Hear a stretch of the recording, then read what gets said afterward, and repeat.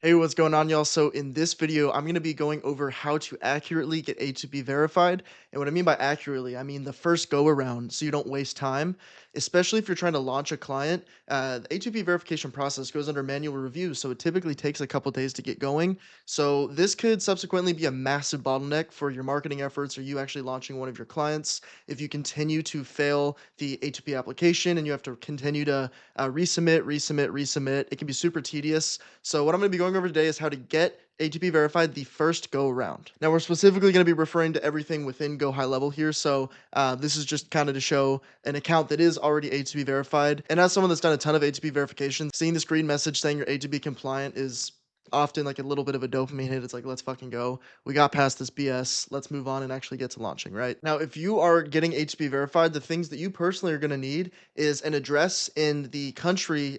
This is likely going to be the US, address in the country that you're getting HTTP verified for. The reason I say likely US is because this HTTP verification stuff specifically applies to when you're doing marketing efforts in the US, or if you work outside the US and you plan on having any US clients, this is something you have to know. There's no way around it. So you're going to need your address, your full name, phone number. You're going to need your business's EIN number, the tax ID number that's associated with your business.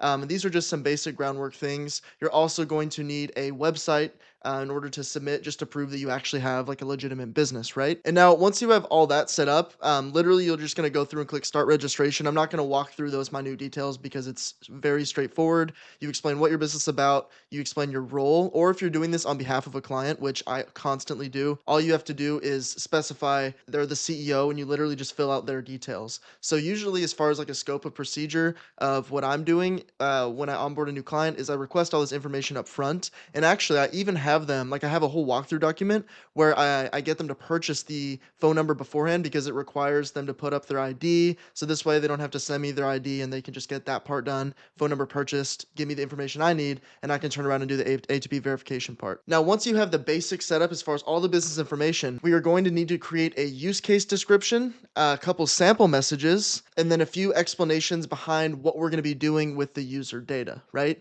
And just to show you a few screenshots of what that means, it's going to look exactly like this. When you're first starting out, I recommend you do low volume mixed. And how GoHighLevel works is you'll have an X amount of like SMS sends you can have in a given day, and you have to start with the bare minimum, which is like 100, and then you have to warm up the phone number. So over time, you could theoretically be shooting out thousands a day. It's just like a manual process of warming it up over the course of however long it takes you to actually hit that volume in a given day. All that to say, just choose low volume mixed. Use case description. This is what I'm referring to, where you fully explain, the use of how we're actually going to be data collecting these users. Sample message one, sample message two. And then the next thing we're going to need is going to be an explanation on how do contacts opt into messages, the opt-in message, the opt-in method, which is going to be like a web form in this example I'm going to show, and then the opt-in form URL. From a high level, everything we're going to need. Now, I'm going to be showing you guys today how to do this with AI. And the reason is because so many people fuck up. Like, it's funny. Like, I literally just came from the gym. The whole reason I'm recording this video is because I had a bunch of people like messaging me asking how to get HTTP verified, or they keep having trouble with it. So the idea behind this video is to really just like set the standard for you guys. You literally want to use ChatGPT 5 to help you build out your HTTP messages, and that will make sure you're bulletproof and fully compliant. Now, on top of leveraging AI, you're going to need a terms and conditions and a privacy policy for your opt-in page so that you're fully compliant and you have all the legalities met in there for proper data collection and for our marketing efforts. It's tedious. I know this is a lot of hoops we have to jump through, but this will allow you and your clients to stay fully compliant and mitigate any risk of litigation. So this is a quick example of how I set one up for a client. So right before I even gave it all the necessary details regarding the different campaign messages and stuff like that, I literally gave it a massive synopsis of the business model that the client has, so that down to our opt-in messaging, everything is fully like aligned, right? So I literally said, okay, I need your help creating an ATP verification application. So to start, I'm going to be giving you an extensive knowledge about the client so we can turn around and build out the ATP verification from start to finish, use case description, sample messages, all that good stuff, right? So then I prefaced, I have like executive summaries that I'll build out for my clients. So I just popped in one of those. And from there, what you're going to need is something that looks kind of like this. You can do it within GoHighLevel. I recommend it. All my students get access to like the A2P stuff. So it's already loaded in their GoHighLevel accounts. So you'll have your opt-in page, and then you'll have your terms and conditions and privacy policy. And these are just all going to be linked to one another, right? And this isn't rocket science, right? Really, we're just trying to get verified here. You can use different funnels later on. I'm not saying you can't, but we need something very clear cut like this just to start. So what you're going to want to put is your logo, of course, Legal business name. So even if you do business as something else, when you're submitting your application, you have to put your legal business name. So let's put example LLC. So you would literally put example LLC up here, right? And so that everything is fully transparent and congruent with one another as far as your application and what the opt-in page is looking like. Put that right here as well. Now, the terms and conditions and policy is what's linked, right? If you remember, we have to submit a opt-in form URL, right? So this is literally what this is going to be. So this is the page we're actually going to submit on the URL. And then when it does go under manual review, they're going to understand to check the terms and conditions and privacy policy as well, right? But this is like in essence the form of data collection that we're going to base everything off of and explain, hey, a user is going to come to this page, they're going to put their name, email, phone number, they're going to consent and agree. We have our terms and conditions and privacy policy, so they understand that agreeing to this is agreeing to all this good stuff down here, and then they're going to have to click submit, right? Quickly run you through what the terms and conditions and privacy policy looks like. So I have mine pre-built out, and these are things I just give to my students. If you're interested in getting a stack of literally all my automations, which includes this, click the link down below and you can join my inner circle community.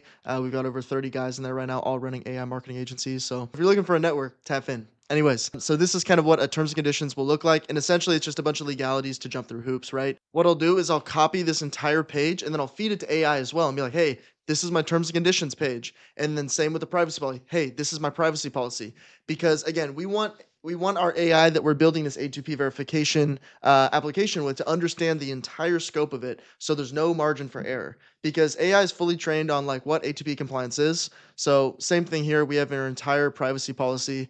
It's funny because even for this specific one, I had to get AI to help make sure that we included a few additional steps in here just to make sure we're fully compliant, right? And so now what you need to do next is once you've got your opt-in page set up, you also want to feed that URL link to AI so it's fully in the loop so that if it needs to be in any of the use case descriptions, we have a full encompassing system, right? So at this point, now that the AI is fully in the loop on your privacy policy, your terms and conditions, it's told you, everything's looking good. What you can do then is in the application, quite literally just take a screenshot of the prompt that it's asking within your application process within campaign details, and AI will understand the word count and all that good stuff, and it'll spit out exactly what it needs. It spit me out sample messages, quite literally just copy and pasted them.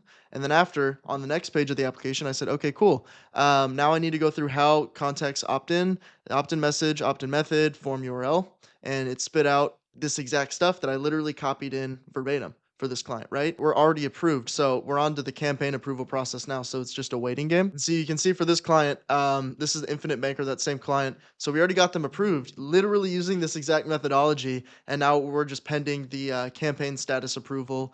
That will also go through a quick manual review process, right? But in essence, that's exactly how you need to go about setting this up. Highly recommend using AI to make sure all the legal boxes are checked. It's great because it's funny because AI won't tell you they can provide legal advice, or they'll also tell you that they can't provide like accounting advice. But these days, like an A is like damn near as good as a lawyer or damn near as good as an accountant in a lot of capacities. So definitely use it to your advantage. In total, like everything I just went through, I've got it down to a science now, but it took me a couple minutes and we got that shot off, especially when you already have a template for your opt-in, terms and conditions, and privacy policy. It's relatively pump and dump as far as setting these up. So because of this, it's really easy to get your client onboarding process down to a science and efficiently get things moving.